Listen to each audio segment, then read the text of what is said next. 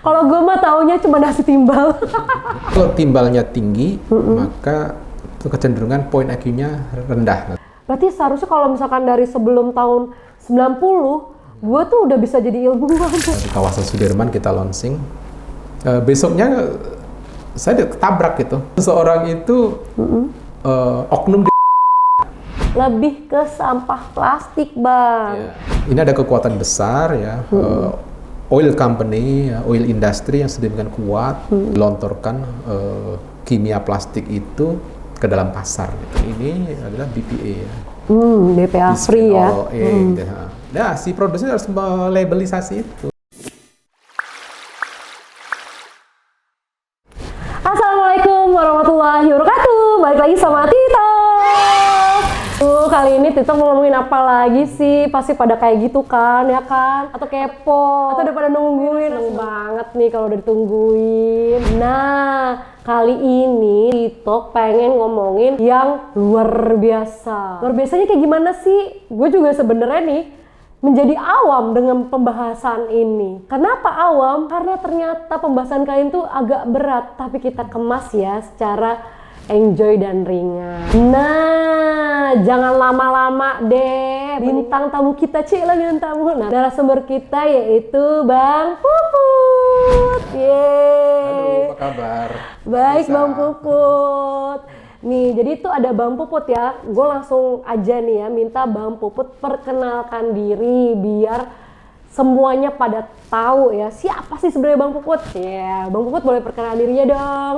Ya, saya Puput ya panggilannya. Nama lengkapnya Ahmad Safrudin, aktivis lingkungan yang sekarang bekerja di KPBB, Komite Penghapusan Bensin Bertimbal, NGO atau LSM ya, yang fokus ke bahan bakar bersih, kemudian ke teknologi kendaraan ramah lingkungan, dan juga ke pengendalian pencemaran udara. Wes, tuh kan berat kan tentang limbah-limbah timbal-timbal. Kalau gue mah taunya cuma nasi timbal.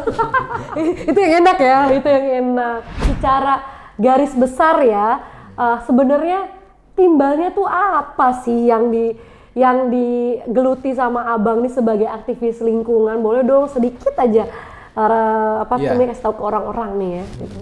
Iya, timbal itu kalau kawan-kawan ya belajar kimia kan mengenal timbal ya. Kalau menurut KBBI, timbal ya. Bahasa kimianya plumbum atau rumus kimianya PB gitu.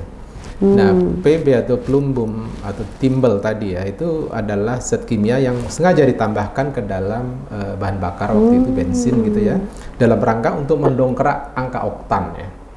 Kendaraan bermotor kita itu perlu oktan yang relatif tinggi ya, agar tidak knocking kendaraan itu. Knocking itu agak ngebrebet gitu ya, tidak bertenaga mobil atau sepeda motor kalau diisi bensin yang oktannya rendah gitu. Misalnya ya, yang sekarang ini kalau mobil kan rata-rata harus diisi dengan bensin yang oktan numbernya atau reset oktan numbernya itu minimal 91 gitu ya. Kalau diisi bensin yang ronnya 90 biasanya akan ngeberbet tadi atau knocking tadi ya. Knocking itu kalau dibiarin lama-lama itu juga bisa merusak mesin engine ya, piston, arm piston itu akan rusak, nah seperti itu. Paling tidak akan lebih boros, nah kendaraan kita atau sepeda motor kita akan boros. Nah tapi jangan khawatir, kalau sekarang udah nggak ada lagi bensin bertimbal sudah tidak ada. Ya. Jabodetabek bebas bensin bertimbal tahun 2001, kemudian secara nasional tahun 2006 gitu. Wow, ternyata kayak gitu baru tahu banget nih Bang Puput. Ternyata zaman dulu ya, sebelum tahun 2001 dan 2006 yang sudah secara massal se-Indonesia, ternyata kita tuh pakai bensin yang bertimbal gitu. Nah, jadi penasaran juga nih, kenapa sih abang itu susah-susah jadi aktivis lingkungan ya, terutama untuk menghapus si timbal ini. Emangnya dampaknya apa sih sama kita ya kan? Kita mau tahu dong. Diawali tahun 92 ya, waktu itu aktif di Mapala UI, kemudian kita juga berinteraksi dengan WALHI, organisasi lingkungan gitu ya. Nah, di dalam perjalanan itu kita juga banyak menerima literatur tentang pencemaran udara, kemudian juga dampak-dampak dari pencemaran udara. Dan terutama pencemaran udara di kawasan yang masih menggunakan bensin bertimbal seperti Indonesia. Sehingga ketika kita dalam perjalanan tadi ya, sebagai aktivis lingkungan, ya akhirnya kita prihatin dari literatur, kemudian juga kita lakukan riset ya, ternyata ada dampak negatif. Misalnya yang paling sederhana itu ya banyak bapak-bapak yang hipertensi ya, suka gampang marah gitu. Kalau lebih parah lagi bapak-bapak tadi ya dia bisa mengalami kerusakan ginjal ya. Fungsi reproduksi menjadi terganggu gitu ya, dan seterusnya. Nah, bagi anak-anak itu biasanya ada problem dengan daya intelektual, itu bisa turun ya. Di kemudian hari kan kita melakukan riset juga ya, tahun 2004 ya, sebelum secara nasional bensin bertimbal dihapuskan. Kita bekerja dengan teknik lingkungan ITB tahun 2004, sehingga kita menemukan dari 400 anak-anak yang menjadi sampel riset ini, anak-anak sekolah ya, itu ternyata ada korelasi positif ya. Kalau timbalnya tinggi, maka kecenderungan poin IQ-nya rendah. Nah, jadi ke IQ ya Bang? Ke IQ. Nah, kemudian dalam perjalanan juga kami juga melakukan riset di sekolah-sekolah yang dekat dengan peleburan timbal, dari aki bekas gitu ya. Kita juga menemukan anak-anak yang kadar timbal di dalam darahnya itu tinggi, itu sulit menangkap pelajaran dari gurunya. Nah, kami juga riset kan, ngobrol dengan para guru tadi dan menyampaikan tadi ada problem tadi. Dan yang lebih parah itu bisa menyebabkan Down syndrome ya. Misalnya si janin yang masih di kandungan ibu gitu ya. Ketika ibunya terpapar oleh udara yang mengandung timbal yang katakan dikeluarkan dari emisi knalpot kendaraan gitu ya, kemudian terhirup ibunya, masuk ke dalam tubuh ibu dan kemudian ditransfer ke janin ya. Ini waktu lahir juga memungkinkan terjadi, kalau tidak cacat fisik bisa cacat mental ya, seperti Down syndrome tadi gitu.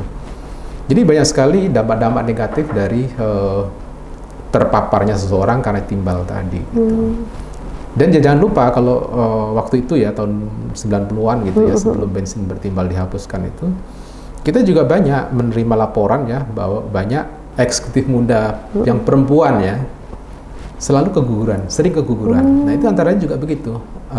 Timbal itu menyebabkan abortus spontan gitu. Jadi bisa menyebabkan keguguran bagi ibu-ibu yang sedang hamil muda tadi gitu. Jadi banyak sekali yang merugikan. Nah, itulah kenapa kita kemudian berkumpul dengan kawan-kawan ya waktu itu untuk mendesain satu advocacy dalam rangka mendesak pemerintah ya untuk menghapuskan bensin bertimbal tadi gitu. Wow, jadi merinding ya nggak dikasih tahu dampak timbal begini-begini. Ya Allah, serem banget itu ternyata. Kalau tahun 2001 dan baru dihapuskan berhasil ya se-Indonesia 2006 ya Bang ya tadi ya. Berarti seharusnya kalau misalkan dari sebelum tahun 90, gue tuh udah bisa jadi ilmuwan. Jangan-jangan gue juga ada sedikit efek-efek timbal ya nih. Ya pokoknya yang lahir tahun 90-an ya, ini milenial ya, milenial awal-awal Gen Z gitu ya. Iya. Itu pasti kena deh itu. Masih kena tuh kan, bener kan, masih kena tuh. Harusnya gue tuh udah jadi ilmuwan nih. Gitu. Ternyata masih kena ya kan. Gak nyangka loh nih gue udah paparan timbal gitu. Jadi kita khawatir juga kalau kita saat ini akan memetik bonus demografi ya. Kita juga khawatir juga loh.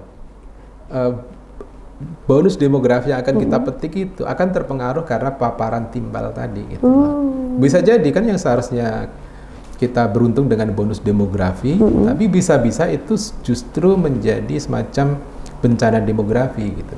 Jadi makanya kita harus ekstra hati-hati ya bagaimana bonus demografi bisa benar-benar bisa kita petik gitu loh. Jangan sampai justru hadirnya generasi muda yang porsinya lebih tinggi di negara kita, jangan sampai justru merugikan gitu. Ya ini bukan aku-nakutin. Iya. Jadi merindingnya kalau ngomongin timbal-timbalan ya kan. Aduh, jadi nggak jauh beda buat tumbal jadi. Nah kita juga gitu dulu pakai caption kita gitu ya, gara-gara timbal anak-anak jadi tumbal. Oh, gara-gara timbal. Sekalipun kemudian diprotes ya, ada yang protes, ada salah satu orang gitu ya, protes lewat, zaman dulu kan belum ada medsos ya, protesnya itu lewat media cetak. ya, Kompas waktu itu di apa istilahnya kan? Headline. Bukan suara pembaca. Suara ini ya, suara rakyat gitu ya? Suara pembaca kan. Oh ya, suara pembaca tuh ya, di kolom kecil gitu ya. Wah itu salah, itu bukan timbal, tapi timbel. Oh maksudnya cara bacanya Cara doang, baca, maksudnya iya. KBBI gitu ya. Berantem, jadi ada polemik di media tuh, ada polemik waktu itu, timbel apa timbal gitu. Oh gitu. Akhirnya juga yang mengkoreksi itu Profesor Aziz dari ITB. Intinya kalian jangan usah berantem, lihat aja KBBI ya, Kamus Besar Bahasa Indonesia. Waktu kita cek, memang betul PB Plumbum itu ya bahasa Indonesia timbel, bukan timbal gitu. Nah akhirnya kita harus mengganti caption kita, gara-gara timbel anak-anak jadi tumbal. Jadi kan secara narasi jadi nggak enak ya, timbal-timbal, timbel-tumbal. Ya tadi kan udah nih pergerakan-pergerakan yang abang lakukan yang luar biasa banget dan berhasil, bisa dikatakan berhasil dong, karena kan tadi mendongkrak langsung ke pemerintah. Nah ini nih mendongkrak. Nah gue penasaran banget nih, ketika melakukan gerakan tersebut ada nggak sih cerita yang luar biasa seru atau unik atau justru malah bikin berkindik gitu ya untuk memperjuangkan gerakan ini sampai berhasil?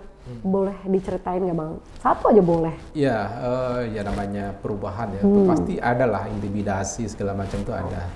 Jadi saya ingat waktu tanggal 25 September 1997 ya, baru saja kita launching riset kita tentang timbal ini ya.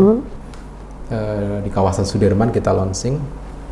Besoknya saya ketabrak gitu. Ya Allah. Jadi waktu itu pakai sepeda motor ya, di perapatan Cempaka Putih itu ketabrak. Waktu itu kita nggak merasa bahwa itu bentuk intimidasi ya. Iya, kirain kecelakaan murni ya. Tapi ada yang mengingatkan, oh hati-hati lu. Saya masih tidak menggubris. Dalam perjalanan juga, kemudian hampir tiap minggu saya mengalami kecelakaan itu. Dan kecelakaan selalu kalau nggak dipepet jadi dari depan gitu. Jadi kita harus menghindar kan, jatuh seperti itu. Pernah suatu saat saya dijadwalkan berbicara di Bappenas gitu kan, membicara di Bappenas. Saya jatuh di Casablanca itu. Nggak tahu dari mana tiba-tiba ada galon air mineral ya, menggelinding sehingga roda sepeda motor saya itu nabrak itu. Ya.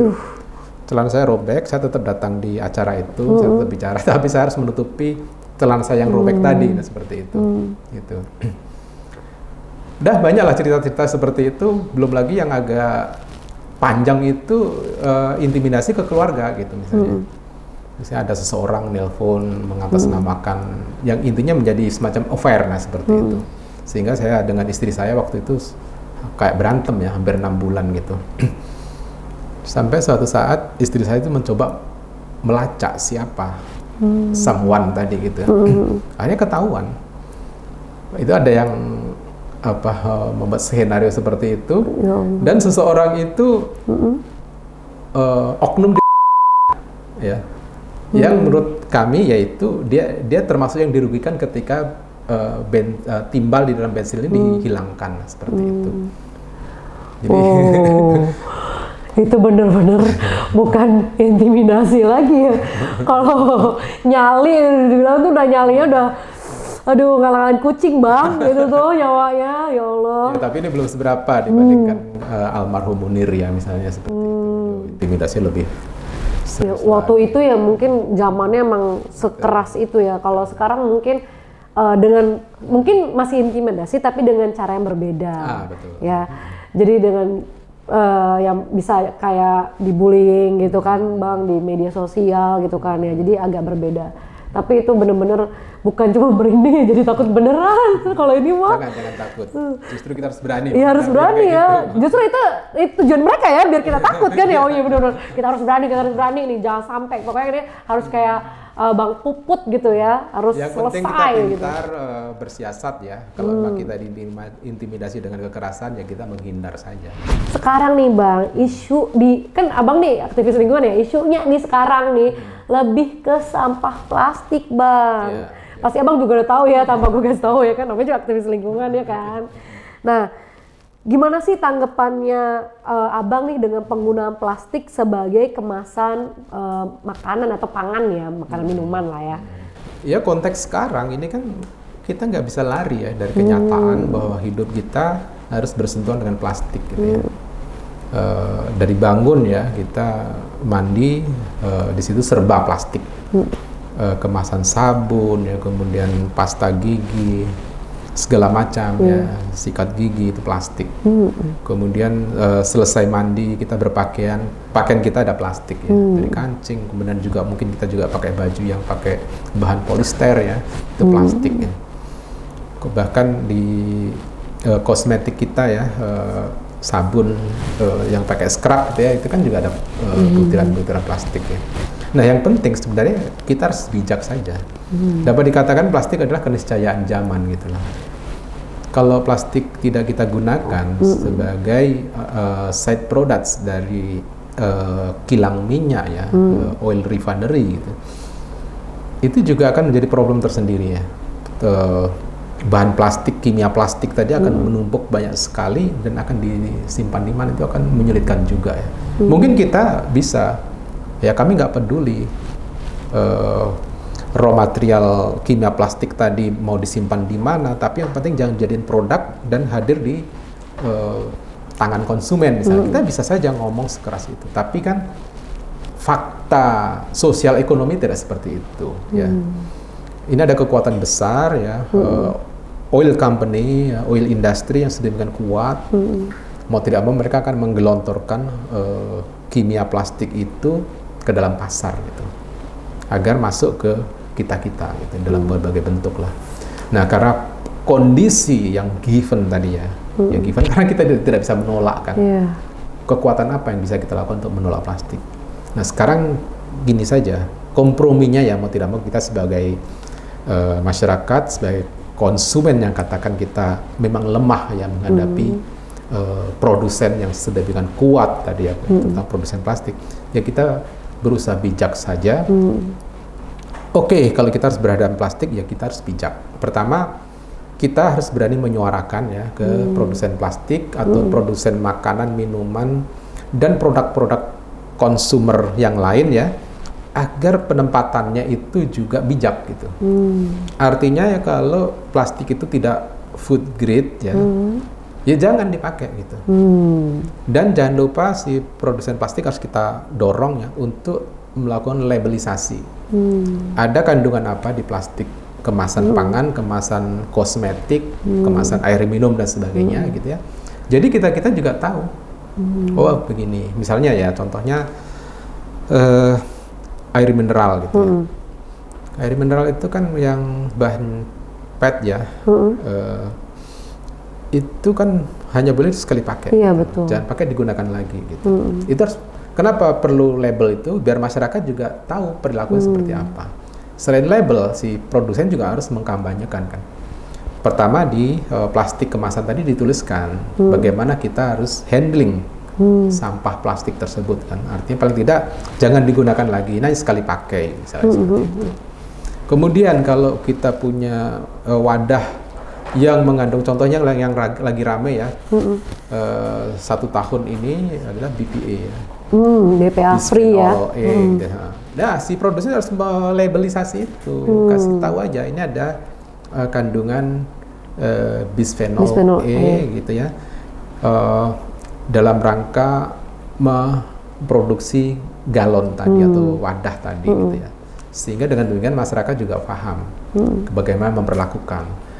Cara memperlakukan kan gini ya, katakan air mineral dalam wadah tadi dari pabrik sampai ke tangan konsumen ini kan melewati jalur yang sangat panjang. Iya ya. betul. Kalau ada label di galon atau wadah tadi gitu ya, nanti kan dari petugas porternya ya dari pabrik memasukkan ke transporter ke truknya ya, dia juga tahu perilakunya harus seperti apa. Karena kalau ada BPA tadi itu kan nggak boleh kena sinar matahari langsung ya. Jadi nanti si porter tadi juga dengan bijak juga akan menutupi masuk ke truk dalam kondisi tidak terpapar matahari ya, sinar matahari. Di sisi lain si porter tadi juga tidak sembarangan main lempar ya, karena ketika melempar guncangan dan sebagainya berpotensi juga terjadinya semacam peeling ya dari dinding wadah tadi gitu. Sehingga kalau terjadi peeling itu kan akan mengkontaminasi air yang di dalam tadi. Selain porter nanti juga di tempat tujuan katakan ada grosir ya atau tempat wholesaler dari air mineral, itu juga mereka porternya juga paham bagaimana memperlakukannya. Waktu sampai ke warung, sampai ke konsumen juga tahu bahwa itu tidak boleh terpapar matahari, tidak boleh handle-nya terlalu keras untuk menghindari terjadinya kemungkinan ya potensi peeling seperti tadi. Nah di sisi lain, ini kan juga harus dengan labeling tadi juga akan menginformasikan juga ketika wadah ini akan digunakan secara ulang ya, kembali ke pabrik. Nah, petugas di pabrik juga paham bagaimana treatment untuk mencucinya ya, sehingga tidak terjadi goresan-goresan yang menimbulkan bubuk-bubuk dari bahan plastik tadi. Ketika diisi air kembali, ada potensi tercampur dengan air, misalnya seperti itu. Nah, memang betul bahwa wadah-wadah seperti itu kan sebenarnya kan secara prinsip kan tidak akan terjadi peluruhan atau terjadi proses peeling kalau handlingnya benar kan. Tapi siapa yang bisa menjaminnya? Contohnya ya kalau kita lihat, coba kawan-kawan ini juga sekali-kali nanti cek ya main ke Ciawi ya. Main ke Ciawi, cari tempat yang agak tinggi ya.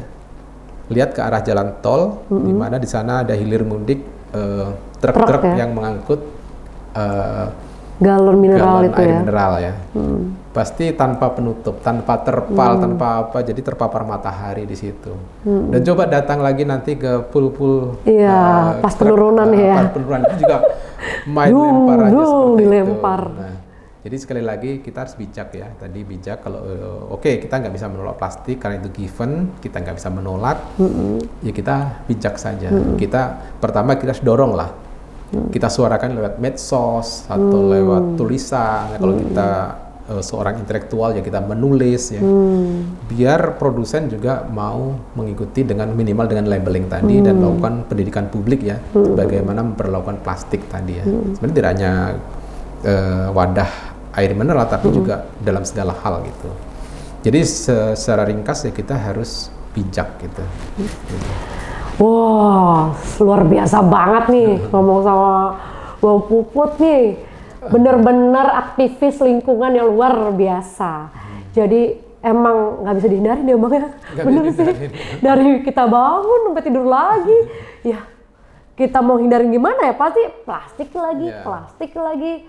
Walaupun gue juga udah mengurangi ya, orang zaman now tuh bilangnya diet plastik Bang. Terus tadi secara bijak juga udah Bang Puput bilang kita harus kayak gimana ya kan. Cuman kalau kayak gitu akhirnya balik lagi kan ke masalah kebijakan.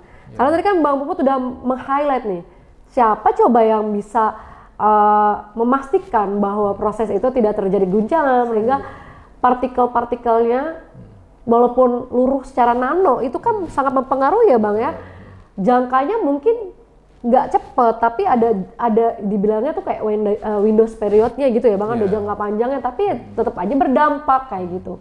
Nah, kalau kayak gini berarti udah siapa coba? Pemerintah nggak sih? Ya. Lagi-lagi pemerintah. Gue mulu disalahin gitu lagi pemerintah. Tapi ini pengen juga tahu ya dari pengalaman Bang Puput sendiri kan yang sudah berhasil membuat pemerintah akhirnya mencabut si bensin bertimbal. Ini kita juga mau dong tipsnya ya supaya pemerintah juga bisa nih concern ya, mulai concern tadi dari sarannya Bang Puput yang luar biasa yaitu pelabelan gitu. Kira-kira gimana sih saran dari Bang Puput sebagai orang stakeholder ini yang tadi ya peneliti, terus aktivis juga kayak Bang Puput untuk ayo sama-sama nih, kalau sekarang mah bahasanya berkolaborasi ya Bang ya, bersama pemerintah. Boleh dong sarannya Bang? Iya tadi sesuai dengan kapasitas kita ya, sesuai dengan background kita, kita berusaha untuk menyuarakan. Kalau kita katakan ibu rumah tangga ya main medsos saja lah. Kasih tanda dong plastiknya ada kandungan apa, dengan bahasa-bahasa yang simpel seperti itu. Nah kalau yang menulis itu banyak ya. Kalau ibu rumah tangga menyampaikan dengan sederhana, kemudian yang ahli, yang akademisi misalnya kan, mereka terus melakukan penelitian dibuat jurnal, kemudian menulis ke media massa, itu juga akan memperkaya bahan ya dalam rangka mendorong produsen untuk aware tadi, bijak juga ya mensikapi penggunaan plastik yang dijadikan kemasan produk-produk mereka tadi. Ya. Nah, demikian juga ya kalau aktivis atau aktivis juga harus menyuarakan ya dengan caranya sendiri gitu ya. Apakah dengan gerakan langsung atau dengan surat ya atau dengan somasi, upaya-upaya hukum, silahkan itu. Kemudian kalau dari pihak pemerintah terutama yang terkait ya seyogianya mulai lebih tegas ya. Karena apapun juga pemerintah kan punya amanat ya. Konstitusi, peraturan perundangan mengamanatkan agar berlaku bijak. Mumpung ya beliau-beliau ini memegang kekuasaan ya, katakan seorang birokrat kan punya kekuasaan untuk mengatur kami kita ini gitu. Nah mengatur kan gampang, tinggal mendorong agar produsen tadi mengikuti ketentuan peraturan perundangan. Itu kan sudah diatur bahwa ada kandungan-kandungan tertentu di dalam produk mereka, di dalam kemasan mereka, dengan berbagai potensinya, ya, potensi resiko terhadap konsumen misalnya, itu harus disampaikan oleh si produsen. Dan ini kewenangan pemerintah. Kalau kita memaksa produsen biasanya akan diabaikan ya. Tapi kalau pemerintah mereka punya kekuasaan ya. Kalau tidak patuh kan izinnya bisa dicabut. Benar. Seperti itu. Kita apalagi kita memanfaatkan kekuasaan netizen bisa sih kalau 1 juta untuk ini ya untuk mendesak ya. 1 juta netizen bersuara mereka akan melaksanakan. Nah, ayo kita bersuara bersama. Ayo jangan lupa like, jangan lupa komen, kita suarakan bersama biar ini tuh sampai kedengeran ke yang pemangku kebijakan ya Bang ya. Jadi emang kita sebenarnya berharap nggak harus lewat pemangku kebijakan ya, tapi kita berharap langsung si produsen langsung bergerak ya. Dari produsen sendiri justru ya. Ya, kan itu jauh lebih bagus kan. Toh ya, dengan begitu kesadaran. Bisa jadi promo juga kan saya bagi si produsen bener. bahwa dia sudah melabelisasi ini, kemudian bisa dijadikan bahan kampanye, bahan promosi ya. Gitu harus. Hashtagnya suara rakyat. Langsung dia pada pindah ke brand tersebut ya Bang ya. Ya boleh tuh sebagai marketing kontennya ya kan, CEO-nya tuh suara rakyat ya kan. Nih udah dikasih ide sama Bang Puput. Aduh luar biasa banget nih Bang Puput. Terima kasih banget atas semua insight-nya yang luar biasa banget, pengalamannya yang itu sangat-sangat mahal buat saya pribadi terutama ya. Gue nggak pernah dong tahu tentang hal ini, tapi Bang Puput dengan sukarelanya memberitahu kita semua. Sama-sama Mbak Tisa. Itu dia tuh. Tapi nih sebelum kita udahan ya Bang ya, gue juga pengen dong closing statement untuk kasih ke para netizen gitu ya di rumah. Gimana sih closing statement tentang kebijakan pemakaian plastik gitu ya secara simple gitu, padat dan jelas gitu ya. Jadi gini, sebaiknya ya kita berharap ya, dan kita berkeinginan bahwa pemerintah yang terkait, apakah Kementerian Perindustrian, ya, apakah pemerintah yang terkait dengan pengelolaan sampahnya, kayak Kementerian Lingkungan Hidup dan Kehutanan misalnya, apakah pemerintah yang terkait dengan faktor kesehatan ya, seperti Kementerian Kesehatan, kemudian ada BPOM ya misalnya. Ya kita berharap beliau-beliau itu segera menyelesaikan berbagai hal ya terkait perlindungan konsumen ya yang menggunakan produk-produk dengan yang bersentuhan dengan plastik ya, apakah kemasannya atau justru produk itu sendiri yang terbuat dari plastik gitu. Ya paling tidak ya dari pemerintah tadi, kita berharap pemerintah mendorong dan memastikan bahwa semua produsen itu sudah memastikan bahwa produk plastik mereka itu atau katakan kemasan yang digunakan untuk mengemas produk mereka itu sudah food grade gitu kalau untuk kemasan pangan. Kalau non food ya bisa juga itu tidak membahayakan si konsumen. Dan berikutnya juga harus melabeli kemasan plastik tadi sehingga itu menjadi jelas bagi kita semuanya sebagai konsumen gitu.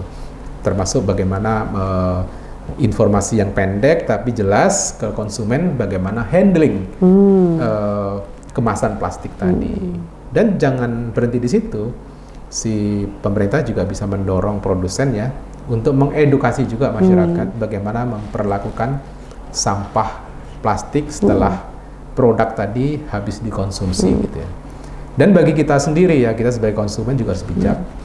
Coba plastik-plastik kemasan, pangan, kosmetik, dan segala macam kemasan ataupun produk ya yang mengandung plastik, kita perlakukan secara bijak ya. Jadi plastik itu jangan dibuang ke tempat sampah, masukkan saja ke karung ya. Nanti seminggu, 2 minggu atau sebulan, karungnya kan penuh dengan plastik yang kita jual lah ya ke pemulung ya, atau ke bank sampah ya, itu kan juga satu cara yang bijak ya kita sebagai konsumen. Kalau kita buang ke tempat sampah, maka plastik itu nilainya akan turun ya, karena tercampur dengan sampah organik, sehingga nilainya akan turun. Lebih baik itu kita masukkan ke karung tadi ya, kita simpan sampai karungnya penuh tadi ya. Nah dengan begitu kita juga membantu pemerintah dalam rangka melakukan pengurangan plastik tadi. Nah bagi produsen selain melabelisasi, produsen juga segera tampil melaksanakan amanat Undang-Undang Sampah ya, Undang-Undang Sampah nomor 18 tahun 2008, kemudian ada PP pengelolaan sampah ya, kalau tidak salah nomornya itu 81 tahun 2012, kemudian ada juga Peraturan Menteri Lingkungan Hidup dan Kehutanan nomor 75 tahun 2019 gitu ya, yang intinya mengamanatkan kepada produsen yang menggunakan kemasan plastik agar menjalankan roadmap, menyusun roadmap dan menjalankan roadmap pengurangan plastik. Ya. Jadi kalau produsen sekarang masih membuat kemasan kecil-kecil ya, saset sampo misalnya, saset deterjen, nah itu harus segera dihentikan, diganti dengan kemasan yang lebih besar ya.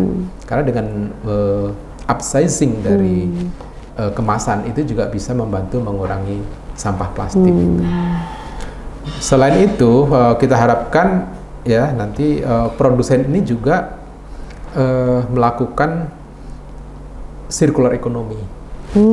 Itu juga amanat undang-undang. Dan EPR itu Extended Producer Responsibility. Jadi produsen tanggung jawabnya di extend gitu ya, ditambah, ditingkatkan, tidak hanya memproduksi, menjual, tapi juga bagaimana mengambil kembali kemasan plastik atau kemasan apapun yang sudah menjadi sampah tadi ditarik, kemudian melalui mekanisme sirkular ekonomi didaur ulang untuk dijadikan kemasan baru lagi, seperti itu. Nah dengan begitu maka kita sama-sama berlaku bijak untuk memperlakukan plastik ini. Gitu. Wah, lengkap banget dari Bang Puput ya.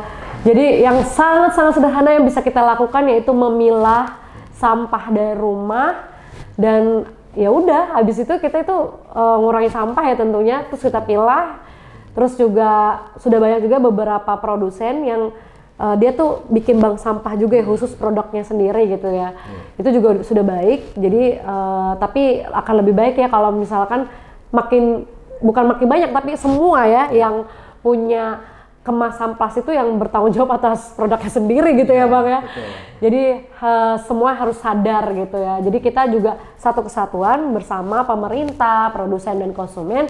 Ya itu namanya baru kolaborasi ya Bang ya. Betul, ya konkret gitu. Konkret tuh kalau kayak gitu. Oke deh, makasih banyak ya sekali lagi Bang Puput sudah hadir di TikTok. Jadi sampai jumpa di TikTok selanjutnya. Dadah.